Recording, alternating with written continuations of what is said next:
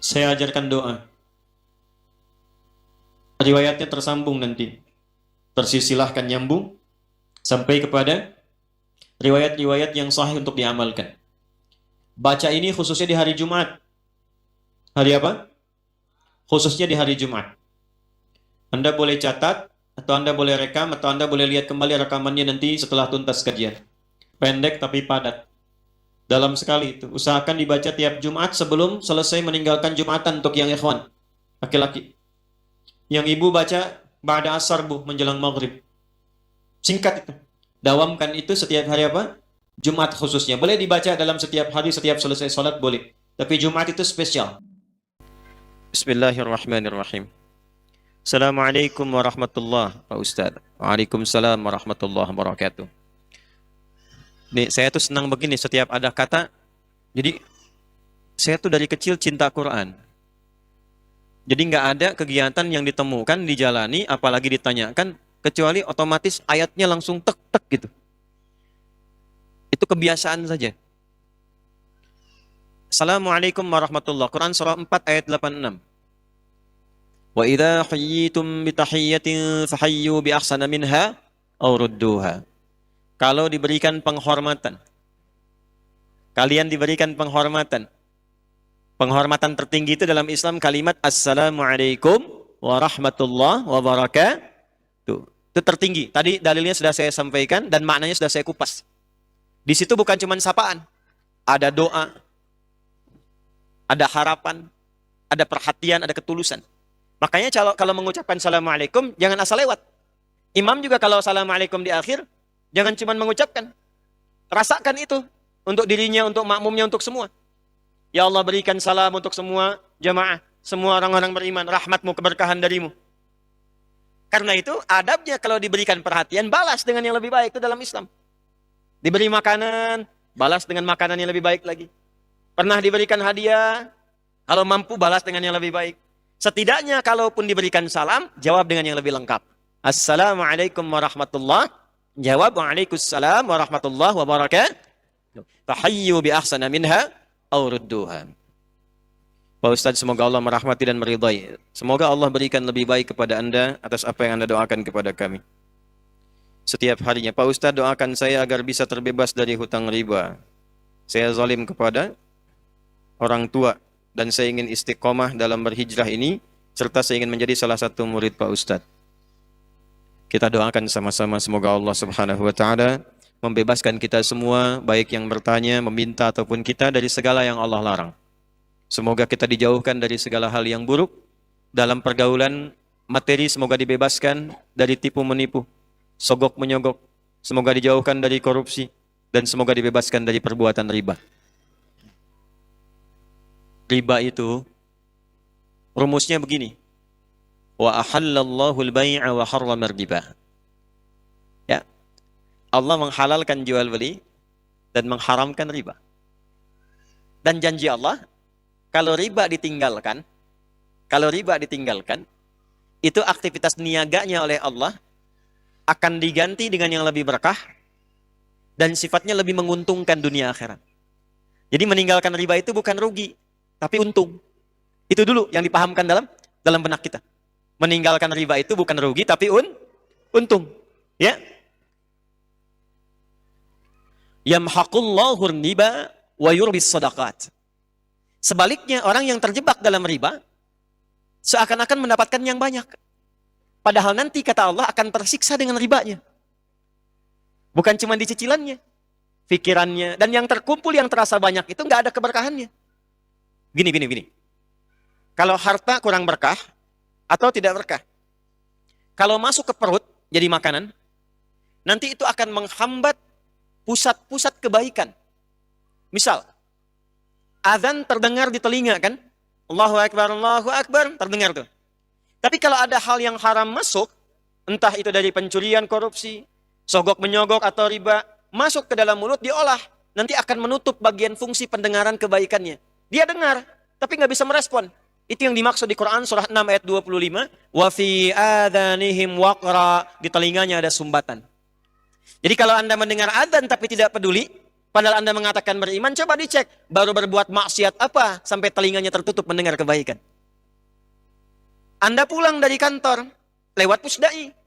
Yang ke masjid banyak. Waktu sholat sudah tiba. Anda yang lewat situ, tapi kok bisa nggak tertarik untuk sholat?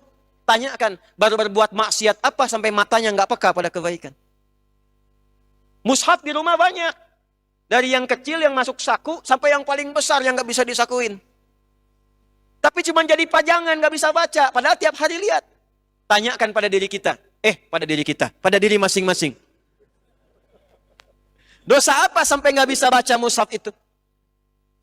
Makanya ada ulama mengatakan begini. Kalau sehari nggak bisa baca Quran, sedangkan di rumah mushafnya banyak, tengah malam bangun, masuk ke ruang tengah, ambil mushaf yang paling besar, jangan dulu dibaca. Bentangkan dulu, lalu tanyakan pada diri sendiri, ya Allah, dosa apa saya sampai nggak bisa baca Quran ini? Satu. Jadi kalau ada orang yang sudah diarahkan pada kebaikan belum tergerak, itu cuma dua penyebabnya. Satu maksiat, kedua dunia yang berlebihan. Hubbud dunia, dunia yang berlebihan.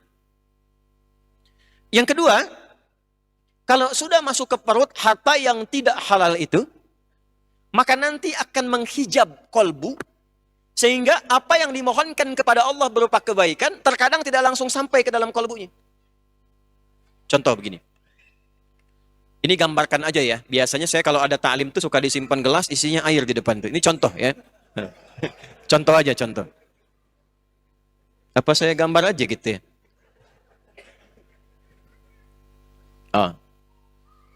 Ini lebih mudahnya gini. Biasanya sih gelas.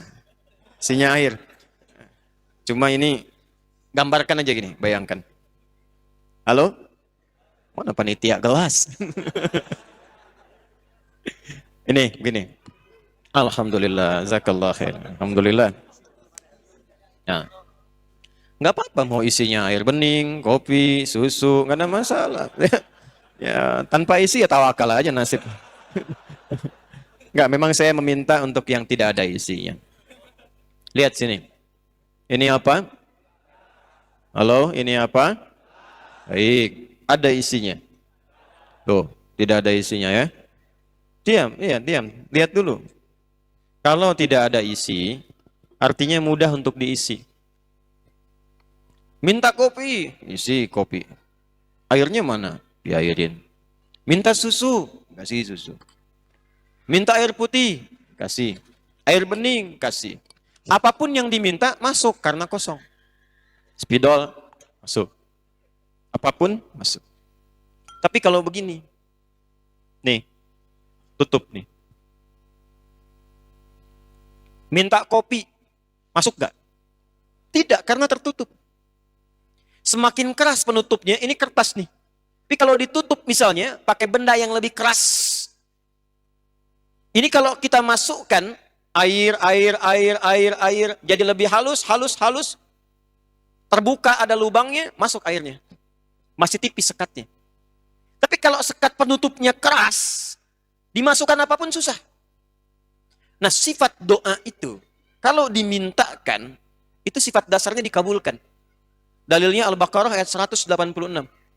Wa idza sa'alaka 'ibadi 'anni fa inni qarib ujibu da'watad da'i idza da'an. Dalil yang lain, wa qala rabbukum ud'uni astajib lakum. Jadi doa itu kalau diminta, sifatnya diminta, itu pasti dikabul. Kalau dimintakan, pasti dikabulkan. Baik itu seketika saat diminta, kalau memang yang diminta itu kebutuhan kita, maslahatnya dunia akhirat. Atau ditunda, sampai kita memang sanggup menjalani apa yang diminta itu.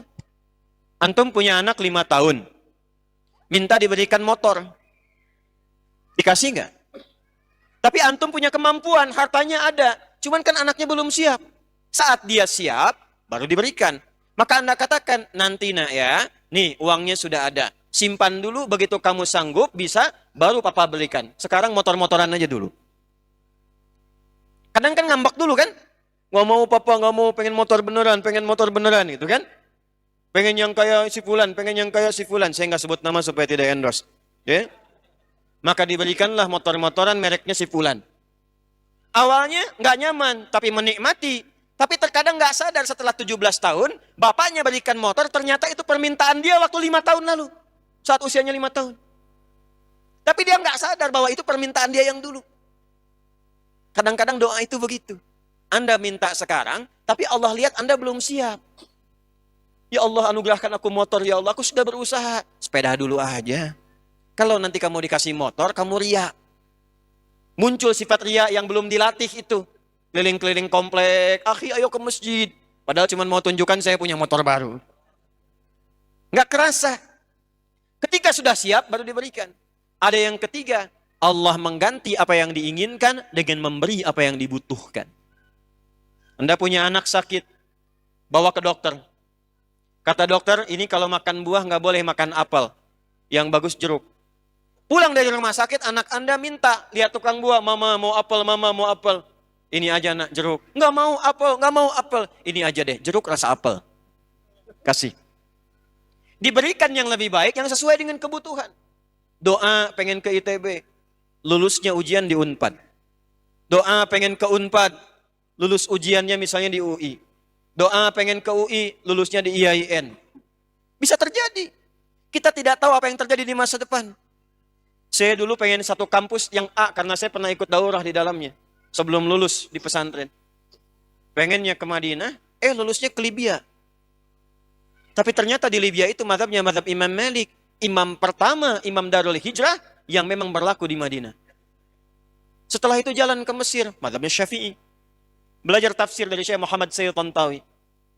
Dari situ berangkat kemudian ke Mekah. Tugas haji, tenaga musiman. Mampir ke Ummul Qura, belajar. Mampir ke Madinah, dapat Hambali. Pulang lagi ketemu yang Asia Selatan.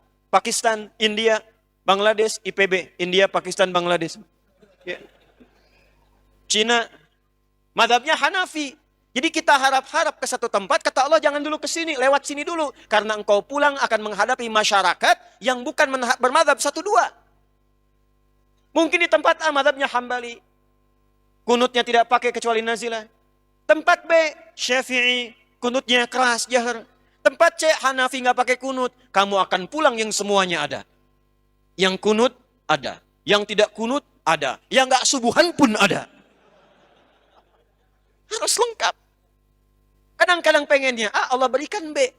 Mengganti apa yang diinginkan dengan apa yang kita butuhkan. Tapi ada orang yang dikasih, nggak masuk, bukan nggak dikabulkan. Jadi Allah sudah kabulkan, kasih, tapi mental. Mental. Kenapa? Karena cawan hatinya tertutup begini. Ini yang dimaksud hadis Nabi. Thumma dzakara ar-rajula yutilu as-safara ash'atha aghbara yamuddu yadayhi ila as-sama' fayaqulu ya Rabb. Faqala Rasulullah sallallahu alaihi wasallam anna yustajabu lidzalika mat'amu haram, mashrabu haram, malbasu haram, wa ghudhiya biharam.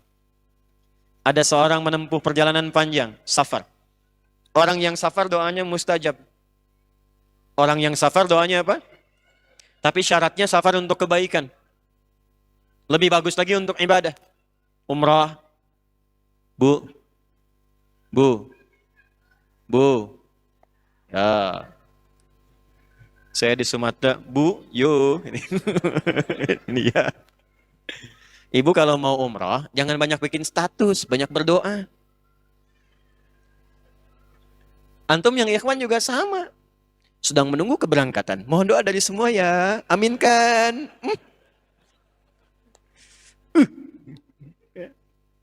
Doa aja minta. Itu mustajab. Mohonkan. Minta. Apalagi sudah sampai di tempatnya. Saya kadang-kadang kesel gitu. Kesel kok kadang-kadang gitu ya. Sekarang tawaf itu bisa live. Subhanallah. Alhamdulillah. Allah. Aduh ya Allah.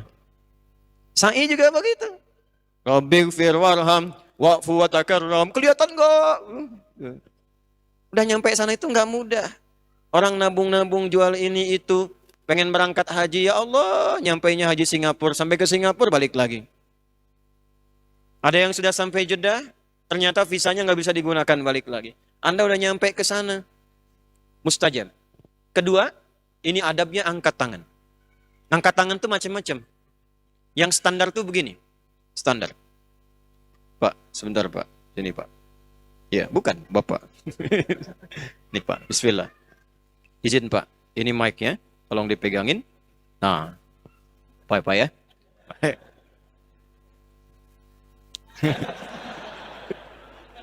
Baik. Baik ya. Lihat sini. Pertama, ini tangan telapak 2. Simpan yang standar. Nah. Depan dada begini. Ini ya. Ini yang pertama. Ini standar. Kalau saya biasanya begini. Ini tidak harus. Tapi untuk memudahkan, semua nyaman. Ini kanan kiri kan ada garis tuh. Ya. Ini nggak ada kaitan dengan garis nasib, garis masa depan. Nggak ada. Garis DNA-nya ada di sini. Ya. Satukan nih. Satukan. Kalau udah nyambung gini, pasti kanan kiri sama semua. Tuh. Sama semua. Nggak akan ada yang beda. Tekan di sini. Ini satu. Nanti semakin tinggi persoalan, semakin mengangkat. Makanya istisqa itu begini ke atas. Makin mengangkat. Orang yang mengangkat tangan begini dalam berdoa, itu hadisnya, innallaha hayyun karimun. Allah itu sangat merasakan dan malu kalau ada hamba mengangkat tangannya tidak mengabulkan doanya. Cepat dikabulkan. Kasih. Ini. Yang ketiga dia mengatakan, Ya Rabb, Ya Rabb. Sudah masuk Isya?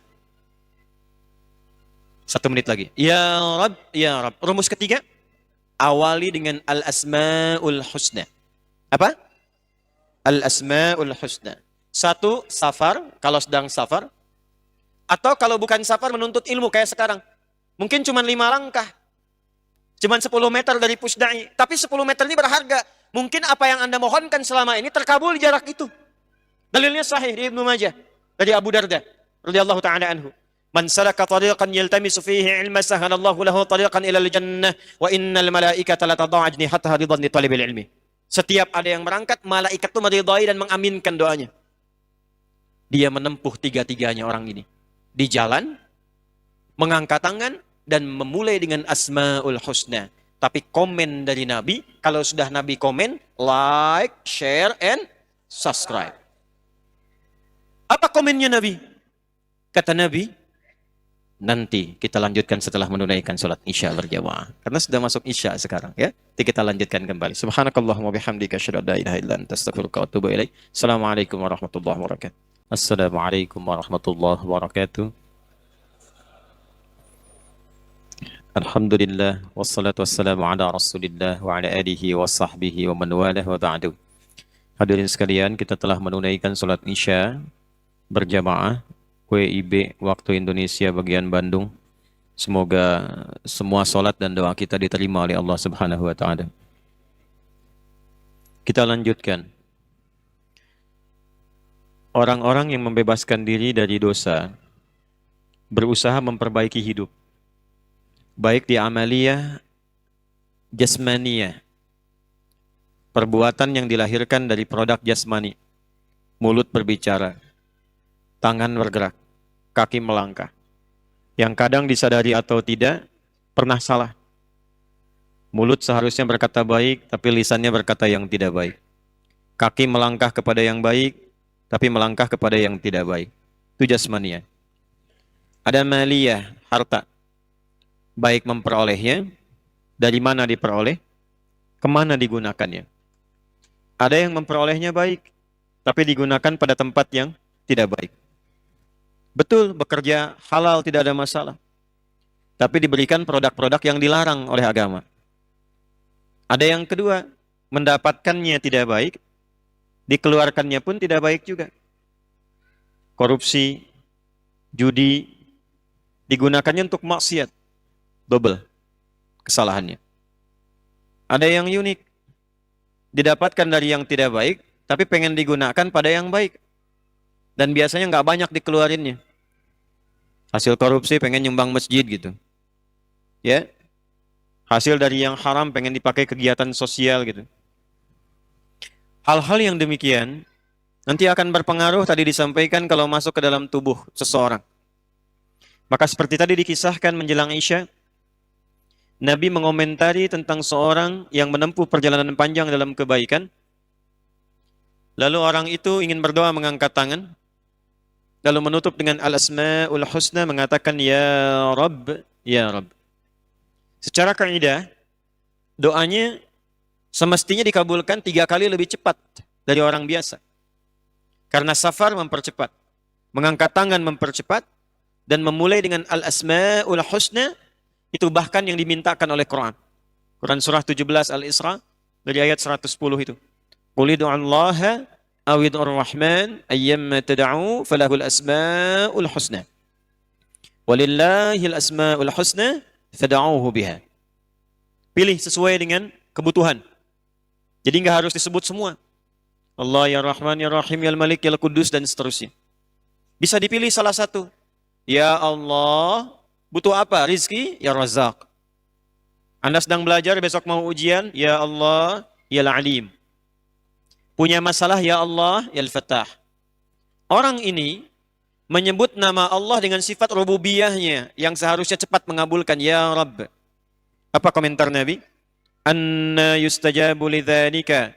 Bagaimana doanya bisa dijawab? Mat'amu haramun, sumber makanannya haram. Mashrabu haramun, minumannya haram. Malbasu haramun, pakaiannya haram. Wa ghudhiya bi haramin, dan perangkat hidupnya haram. Jadi haram itu bukan hanya akan menutup sumber-sumber informasi kebaikan, tapi saat yang bersamaan juga bisa menghijab antara permohonan dengan jawaban doa yang Allah kabulkan. Makanya hati-hati dari yang haram ya. Saya ajarkan doa. Riwayatnya tersambung nanti. Tersilsilahkan nyambung sampai kepada riwayat-riwayat yang sahih untuk diamalkan. Baca ini khususnya di hari Jumat. Hari apa? Khususnya di hari Jumat. Anda boleh catat, atau Anda boleh rekam, atau Anda boleh lihat kembali rekamannya nanti setelah tuntas kajian. Allahumma kfina. Boleh diikuti. Allahumma kfina bihalalika an haramik wa aghnina bita'atika an ma'siyatik wa bifadlika amman siwak. Cukup pendek tapi padat. Dalam sekali itu. Usahakan dibaca tiap Jumat sebelum selesai meninggalkan Jumatan untuk yang ikhwan. Laki-laki. Yang ibu baca ba'da asar bu, menjelang maghrib. Singkat itu. Allahumma kfina bihalalika an haramik. Ya Allah, mohon cukupkan hidup kami ini dengan semua yang halal dan jauhkan dari yang haram. Wa aghnina bi ta'atika an maksiatik. Dan mohon ya Allah perkaya kepribadian kami dengan semua jenis ketaatan kepadamu dan jauhkan dari maksiat. Wa bi fadlika amman siwak, dan berikan rizki kepada kami yang paling utama darimu. Dan kami berserah kepadamu dari selainmu. Dawamkan itu setiap hari apa? Jumat khususnya. Boleh dibaca dalam setiap hari, setiap selesai sholat boleh. Tapi Jumat itu spesial. Itu nanti riwayat yang mutasalsilah diajarkan para ulama kita. Saya mendapatkan juga itu. Ya, secara bersanad sampai ke ulama. Itu jawaban yang pertama tadi, yang memakan waktu dari ba'da maghrib sampai isya.